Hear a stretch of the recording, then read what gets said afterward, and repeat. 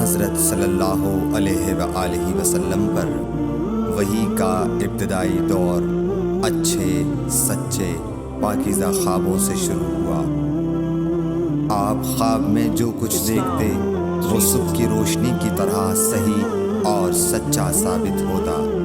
پھر من جانب قدرت آپ تنہائی پسند ہو گئے اور آپ نے غار حرا میں خلوت نشینی اختیار فرمائی اور کئی دن اور رات وہاں مسلسل عبادت اور یاد الہی و ذکر میں مشغول رہنے لگے۔ جب تک گھر آنے کو دل نہ چاہتا توشہ ہمراہ لیے ہوئے وہاں رہتے۔ توشہ ختم ہونے پر ہی اہلیہ محترمہ حضرت خدیجہ رضی اللہ تعالی عنہا کے پاس تشریف لاتے اور کچھ توشہ ہمراہ لے کر پھر وہاں جا کر خلوت گزین ہو جاتے۔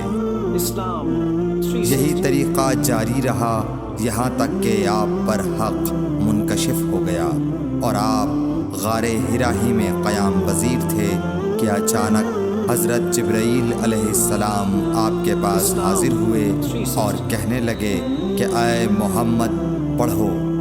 آپ فرماتے ہیں کہ میں نے کہا کہ میں پڑھنا نہیں جانتا۔ آپ صلی اللہ علیہ وسلم فرماتے ہیں کہ فرشتے نے مجھے پکڑ کر اتنے زور سے بھینچا کہ میری طاقت جواب دے گئی۔ پھر مجھے چھوڑ کر کہا پڑھو۔ میں نے پھر وہی جواب دیا کہ میں پڑھا ہوا نہیں ہوں۔ اس فرشتے نے مجھ کو نہایت ہی زور سے بھینچا کہ مجھ کو سخت تکلیف محسوس ہوئی۔ پھر اس نے کہا کہ پڑھ۔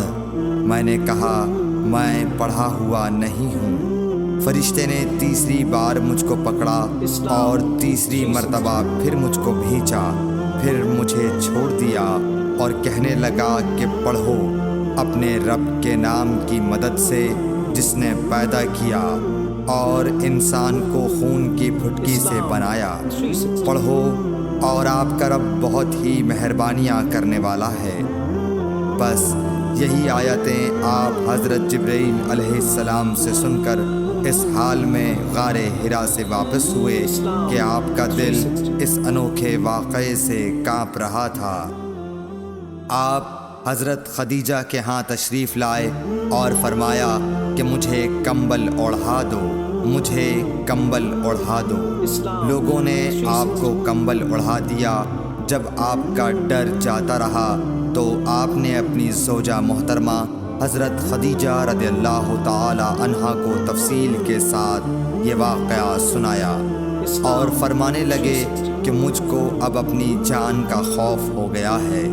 آپ کی اہلیہ محترمہ حضرت خدیجہ رضی اللہ تعالی عنہا نے آپ کی ڈھارس بندھائی اور کہا کہ آپ کا خیال صحیح نہیں ہے۔ اللہ کی قسم آپ کو اللہ کبھی رسوا نہیں کرے گا۔ آپ تو اخلاق فاضلہ کے مالک ہیں۔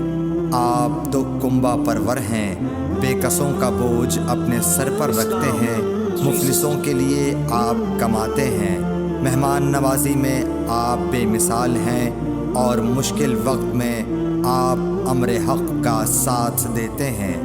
ایسے اوصاف حسنہ والا انسان یوں بے وقت ذلت و خواری کی موت نہیں پا سکتا۔ پھر مزید تسلی کے لیے حضرت خدیجہ رضی اللہ تعالی عنہا آپ کو ورقہ بن نوفل کے پاس لے گئیں جو ان کے چچا زاد بھائی تھے اور زمانہ جاہلیت میں نصرانی مذہب اختیار کر چکے تھے اور عبرانی زبان کے کاتب تھے۔ چنانچہ انجیل کو بھی حسب منشائے خداوندی عبرانی زبان میں لکھا کرتے تھے۔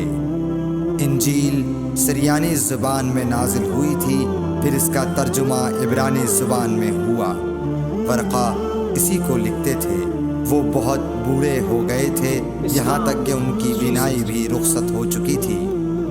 حضرت خدیجہ رضی اللہ تعالی عنہا نے ان کے سامنے آپ کے حالات بیان کیے اور کہا کہ اے چچا زاد بھائی، اپنے بھتیجے محمد صلی اللہ علیہ وسلم کی زبانی ذرا ان کی کیفیت سن لیجئے۔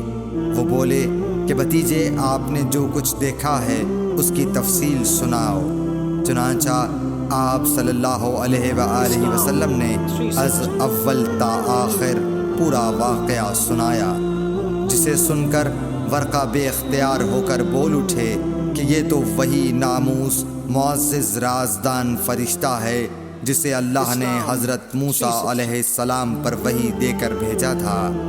کاش میں آپ کے اس عہد نبوت کے شروع ہونے پر جواں عمر ہوتا، کاش میں اس وقت تک زندہ رہتا جب کہ آپ کی قوم آپ کو اس شہر سے نکال دے گی۔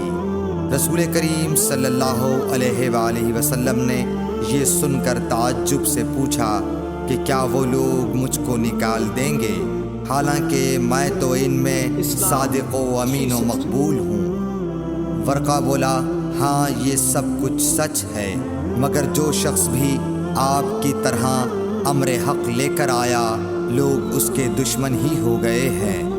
اگر مجھے آپ کی نبوت کا وہ زمانہ مل جائے تو میں آپ کی پوری مدد کروں گا، مگر ورقہ کچھ دنوں کے بعد انتقال کر گئے، پھر کچھ عرصے تک وحی کی آمد موقوف رہی۔ صحیح بخاری حدیث نمبر 3۔